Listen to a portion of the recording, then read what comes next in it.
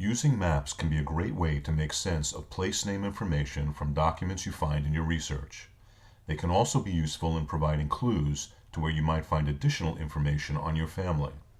Here are some considerations on how using maps can help your research. The general principles discussed here will apply to U.S. and foreign country maps. Here is the town of Turka. Have you ever heard the story that you could have been born in Austria, married in Poland, and died in the Soviet Union, and never left your house? Well, it's true. And where is Turka today? In Ukraine. Using maps can be very helpful to your research, but finding the right maps can be challenging.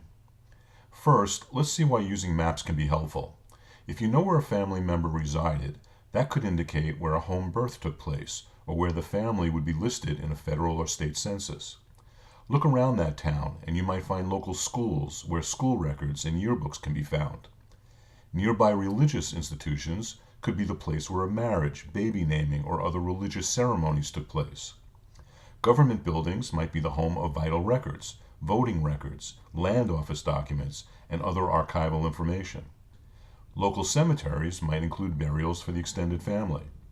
And sometimes the town itself would have a reputation for a major factory or product that could give you a hint about occupations and trades.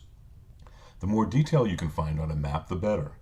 Good examples of detail maps include cadastral maps, plat maps, and Sanborn maps. Cadastral maps show the boundaries of land parcels, but may also incorporate specific landmarks, tax rates, who owns the land, which kind of structures are present, and what the region is zoned for. Plate maps are maps of subdivided land, showing the division of the land into blocks, lots, and parcels, and indicating the dimensions of individual parcels. And another good detail map for urban communities are Sanborn maps, created by the Sanborn Map Company to help insurers assess liability for fire damage. They include detail on the building's use, its building material, dimensions, and other information that could impact obtaining insurance. You can find a collection of Sanborn maps on the Library of Congress website. But as we saw in our first example for Turka, Ukraine, there are challenges. Over time, some towns may have gone through county, state, or country border changes. In fact, some towns could have changed their names completely. Looking at these name changes, they can give you some insight into the history of a town. Present-day Albany, New York State capital, started as a Dutch fortress on the Hudson.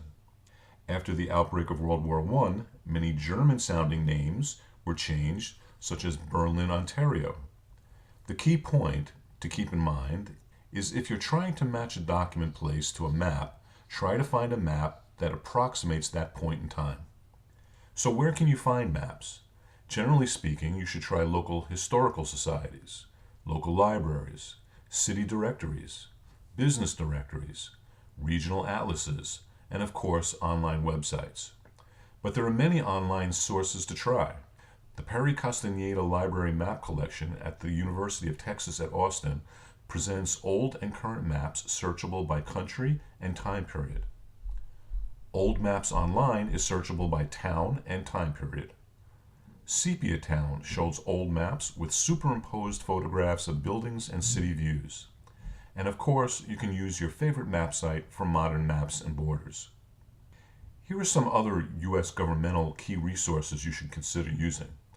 The Geographic Names Information System is the country's national database of more than 2 million place names, including places that don't exist anymore and variant spellings over time. The U.S. Geological Survey can provide copies of current and historical maps through their Earth Science Information Center or by calling 1-888-ASK-USGS. And the Library of Congress has millions of maps, atlases, and other material from the last 5 centuries. Looking for some help with the challenges of changing names and borders? This Wikipedia page gives a good list of countries that have changed their name over time. For Eastern European communities where there was a Jewish presence, try JewishGen's Communities database. And for a list of U.S. street name changes by city, try Steve Morse's Obtaining Street Name Changes in 1 Step. Here's a fun fact quiz for you. What's the most common street name in the U.S.? Well, according to Wikipedia, it's 2nd Street. Why not 1st Street? because many towns use Main Street or Front Street instead of First Street. And finally, here are two interesting videos showing the changes in U.S. states and borders over 200 years, and the changes in European countries and borders over more than 6,000 years. Whether you're looking for historical or current maps, ancestral towns, or your own hometown, investigating the information that maps can add to your family research can be very rewarding. This has been another helpful video from the Jewish Genealogy Society of Long Island. Please visit our website at www.jgsli.org for more information on our monthly speakers, beginners workshop, and other projects and resources. And visit our Facebook page, where you can take part in conversations with experienced researchers. Whether you're on Long Island or an out-of-towner, we'd love to hear from you. Good luck with your research,